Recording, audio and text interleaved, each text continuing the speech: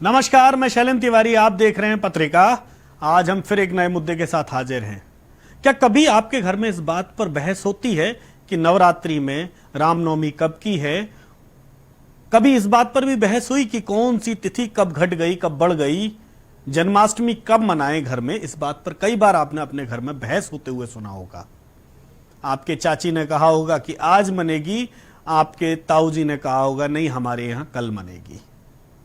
ऐसा एक तिथि पर नहीं, कई तिथियों पर विरोधाभास की स्थिति पूरे देश में बन जाती है। दरअसल उसके पीछे एक बहुत बड़ी वजह है। वजह यह है कि हर जगह अपना एक कैलेंडर है, अपनी एक वेधशाला है, जिसके हिसाब से भारतीय पंचांग तय हो रहा है। हम आज भारतीय पंचांग पर क्यों बात कर रहे हैं ये मैं आपको आगे बताऊंगा, लेकिन उससे पहले आप ये समझ लीजिए, ये बहुत जरूरी मसला है। जरूरी मसला इसलिए है कि पूरे देश में भारतीय पंचांग को लेकर के एक रूपता नहीं है। तो आज इस पर बात करने हम क्यों आए, इसके पीछे की क्या वजह, वो आज मैं आपको सारी बड़े सिलसिलेवार तरीके से बताऊंगा। लेकिन पहले एक चीज आप समझ लीजिए कि भारतीय पंचांगों में एक रूपता नहीं होने की सबसे बड़ी वजह क्या है। तो उसकी सबसे बड़ी वजह है, सिर्फ और सिर्फ एक वजह है, वो है कि हर जगह अपने हिसाब से उसका आकलन किया जाता है। उज्जैन अपना कैलेंडर बनाता है, बनारस अपना कैलेंडर बनाता है, जबलपुर में अपना कैलेंडर बनता है। तो ये जो अलग अलग रीजन्स में, साउथ में अपना कैलेंडर बनता है, तो इसमें जो भेदभाव है, इसकी वजह से बहुत सारी तिथियां आगे या पीछे होने का हमेशा से एक विवाद बना रहता है। चूंकि कालगणना, चूंकि सबसे बड़ी चीज यह है कि भारतीय पंचांग कालगणना के आधार पर है, यानी सूर्य के उदय से लेकर सूर्य के अस्त और चंद्र की उदय से लेकर के उसके अस्त तक की सारी गणनाओं के आधार पर उस कैलेंडर का निर्माण किया जाता है। एक बात और मैं आपको बता दूं कि अंग्रेजी कैलेंडर, जो अंग्रेजी कैलेंडर हम अपने घर में रखते हैं, उसमें दुनिया भर में एक रूपता है, लेकिन उसके पीछे कोई भी ऐसी साइंटिफिक वजह नहीं है जिससे आप ये कह सको कि ये कैलेंडर तिथियों को किस आधार पर तय करता है। वो एक तारीख है, तारीखों को वो अपने एक क्रम में उसको बनाया गया और वो उस क्रम में आगे चलती रहती है। लेकिन हिंदी पंचांग के साथ, या ये मैं कहूं कि हिंदू धर्म में जो पंचांग माना जाता है, उसकी गणना सूर्य और चंद्र के कलाओं के आधार पर होती है। यानी सूर्य कब उदय हो रहा है, कब अस्त हो रहा है, चंद्रमा कब उदय हो रहा है और कब अस्त हो रहा है, और कितना घटीपल घट रहा है, उसके आधार पर इसकी गणना की जाती है। और यही वजह है कि जो वेधशालाएं बनी हुई हैं, उन वेधशालाओं में इसका पूरा अध्ययन होता है और उसके हिसाब से आगे के पंचांग तय किए जाते हैं। तो दरअसल इस बात पर जो बात आज हम कर रहे हैं कि भारतीय पंचांग के साथ एक रूपता नहीं है, ये बात आज कोई नई नहीं आई है, लेकिन इस पर अब एक नई बात उठी है। वो बात उठी है क्यों ना इस पंचांग को एक रूप बनाया जाए। तो एक रूप बनाने के लिए क्या किया जाए, ये बड़ा सवाल है। और ये सवाल आज पहली बार नहीं पूछा गया है। 1952 में भी, 1952 में भी ये बात उठी थी। बात उठी थी कि क्यों नहीं भारतीय पंचांग में एक रूपता होनी चाहिए, क्यों नहीं भारतीय पंचांग एक होना चाहिए। और इसके लिए देश में यूनिफॉर्म कैलेंडर बनाने के लिए एक कैलेंडर रिफॉर्म कमेटी का गठन 1952 में किया गया था, जिसका काम यह था कि भारतीय पंचांग को एक रूप बनाया जाए और उसके आधार पर फिर कालगणना की जाए, जिससे कि एक कैलेंडर पूरे देश को एक मिल सके और उस कैलेंडर की फिर मान्यता और उसके आधार, उसकी चीजें एक ज्यादा एक रूप होंगी तो ज्यादा बेहतर तरीके से परफॉर्म करेगा। दरअसल अभी जो विवाद की स्थितियां, इसकी वजह से अंग्रेजी कैलेंडर का प्रभाव हमारे घरों में ज्यादा है। इस बात को जब प्रयास हुए तो 1956 तक कमेटी ने अपनी अनुशंसाएं दी, बहुत सारी चीजें की, लेकिन अचानक 1956 में इस कैलेंडर को, जो एकरूपता वाली बात थी, कैलेंडर को एक जैसा करने की बात थी, उसको अचानक से खत्म कर दिया गया और पूरी अनुशंसाएं जो भी थी वो उठा के एक डब्बे में डाल करके उसको बंद कर दिया गया और वो बात वहीं खत्म हो गई। यानी कैलेंडर एक रूपता की, जो हिंदी पंचांग कैलेंडर के एक रूप होने की बात थी, वो 1956 में एक दफन कर दी गई।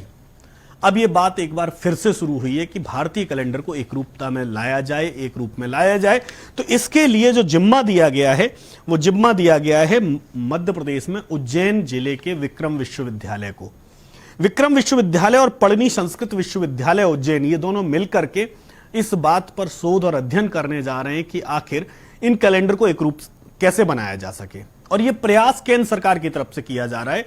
केंद्र सरकार ने उन कागजों को फिर से खंगाला है, 1956 वाली बात को फिर से कहा है कि आखिर इसको हम कैसे एक रूप करें, कैसे हम व्रत त्योहार तिथि को लेकर जो भेदभाव उत्पन्न होते हैं, जो कंफ्यूजन्स रहते हैं, उनको हम ऐसा कर दें कि जिससे एक कैलेंडर, एक देश की बात आ जाए, जिससे हम अंग्रेजी कैलेंडर से थोड़ा सा हट सकें और हिंदी कैलेंडर की तरफ बढ़ सकें।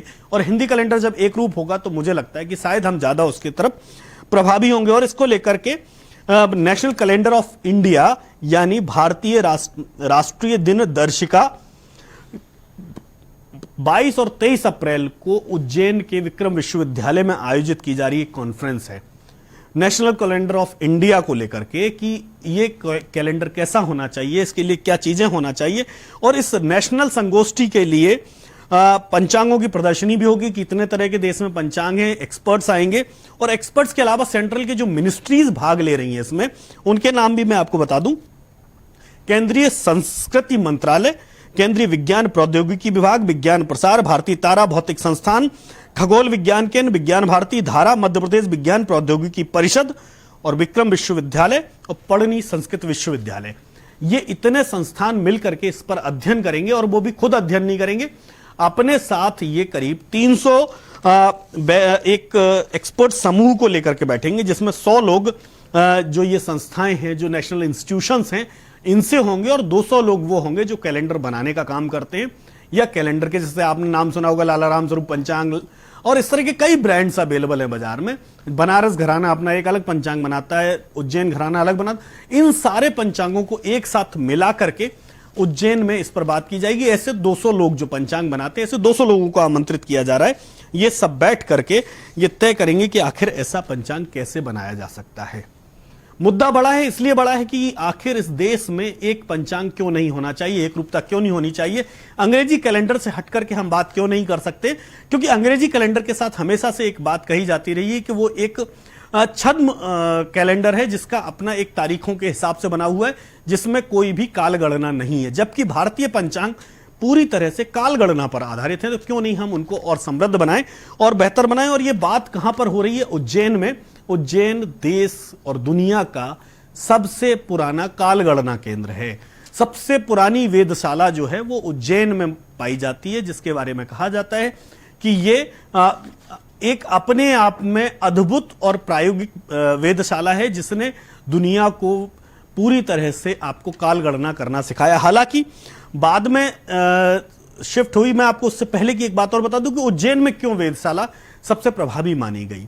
तो दरअसल कर्क रेखा जो है वो कर्क रेखा यहां से गुजरती है और कर्क रेखा के ऊपर जब वेदशाला बनाई गई तो वहां से सूर्य की जो गणना करना बहुत ज्यादा सटीक और प्रभावी माना जाता है। इसलिए ये कहीं ना कहीं महत्वपूर्ण साबित हुई। उज्जैन का जो केंद्र है वो महत्वपूर्ण साबित हुआ। हालांकि कुछ समय बाद पुरातत्वविद डॉक्टर विश्री वाकड़कर ने जब इस पर थोड़ा सा संशोधन किया और उन्होंने कहा कि जो कर्क रेखा है वो उज्जैन से थोड़ा सा किनारे खिसकती हुई जाती है, यानी महिदपुर तहसील जो उज्जैन जिले के अंदर आती है, महिदपुर तहसील वहां के डोंगला में से निकलती है, तो वहां पर ज्यादा सटीक होगा। तो उसके बाद नए भारत ने अपना वहां पर एक वेदशाला बनाई जो अत्याधुनिक वेदशालाओं में शुमार होती है, जिसमें अंतर्राष्ट्रीय स्तर की संगोष्ठियां होती हैं और अंतर्राष्ट्रीय स्तर के उपकरण हैं और उनसे वहां पर काल गणना की जा रही है। तो सवाल यही है कि जिस तरह से चीजें जो बदल रही हैं, हम खगोल विज्ञान की तरफ बढ़ रहे हैं और खगोल विज्ञान का एक बड़ा पहलू वेदशालाएं हैं और उन वेदशालाओं में एक अलग तरह की काल गणना हो रही है जो पूरे दुनिया को एक नए तरह का पंचांग हमेशा से देती आ रही है। लेकिन उस पंचांग की जो वैल्यूएशन है वो शायद उतनी भारत में नहीं है जितनी ज्यादा होनी चाहिए थी। और यही वजह है कि 1952 के बाद एक बार फिर 2022 में इस पर बहस शुरू हुई है कि कैसे हम जो पंचांग है उसको एकरूप करें। एकरूप करने का फायदा सबसे बड़ा जो माना जा रहा है वो यही माना जा रहा है कि अगर पंचांग एक रूप होगा, उसकी तिथियां एक रूप होंगी, उसके समय काल एक रूप होंगे, तो शायद ज्यादा बेहतर तरीके से प्रभावी होगा और पूरे देश में उसकी वैल्यू होगी और पूरे देश में उसे लागू किया जा सकेगा, लोग उसको देखेंगे। तो इस पर एक्सपर्ट्स बैठकर के तय करेंगे कि आखिर हम इसको आगे कैसे बढ़ाएं, इस अभियान को कैसे लेकर के चलें और इसमें किस तरह की परेशानियां सामने आ सकती हैं। क्योंकि हमेशा से एक ये सवाल रहा है, चाहे वो बनारस हो, चाहे उज्जैन हो, जबलपुर हो या साउथ में हो, वो लोग अपने यहां पर सूर्य की चाल के आधार पर गणना करने का दावा करते हैं। यानी उनके यहां पर सूर्य का उदय और सूर्य का सूर्यास्त, ये दो चीजों पर, अस्त और उदय पर ही पूरा काल गणना पंचांग बनता है। तो वो अपने यहां लोकल, उनके स्थानीय स्तर पर कब वो सूर्योदय हो रहा है और कब सूर्यास्त हो रहा है, उसके हिसाब से उनके यहां घटी पल तय कर रहे हैं कि उस दिन कौन सी तिथि होगी और कितने बजे से होगी। तो बस यही एक वजह है जो शायद मुझे लगता है कि सबसे बड़ी अड़चन है। इस अड़चन को कैसे दूर किया जाएगा, ये मुझे लगता है कि एक्सपर्ट्स बैठ करके तय करेंगे कि आखिर हम इसको कैसे सुधारें, कैसे इसको व्यवस्थित करें और एक पंचांग पूरे देश को दें, यानी नेशनल कैलेंडर ऑफ इंडिया मिले। और उस पर मुझे लगता है कि उज्जैन से जो बात शुरू होगी वो देश को एक नई दिशा देगी, देश को एक नई दिशा में लेकर के जाएगी, देश को एक नया पंचांग मिलेगा। जैसे आज अंग्रेजी पंचांग पूरी दुनिया में प्रभावी है, हमें लगता है कि अगर ये पंचांग एक नए तरीके से आता है, नई खोजबीन के साथ आता है और एक एकरूपता से आता है, तो शायद ये एक बड़ा बदलाव लेकर के आएगा काल गणना के क्षेत्र में। तो बने रहिए, देखिए अब आगे क्या होता है, किस तरह की नई चीजें होती हैं इसमें और किस तरह के नए सजेशंस आते हैं। हम आगे आपको और भी अपडेट इस पर देते रहेंगे। जब ये कॉन्फ्रेंस शुरू होगी तब हम आपको इसमें होने वाले हर अपडेट से अवगत कराएंगे। तो आप बने रहिए पत्रिका के साथ। ताजा तरीन अपडेट्स के लिए हम आपको फिर हाजिर होंगे एक नई खबर, नई कहानी और नया किस्सा लेकर। तब तक के लिए नमस्कार, बने रहिए हमारे साथ।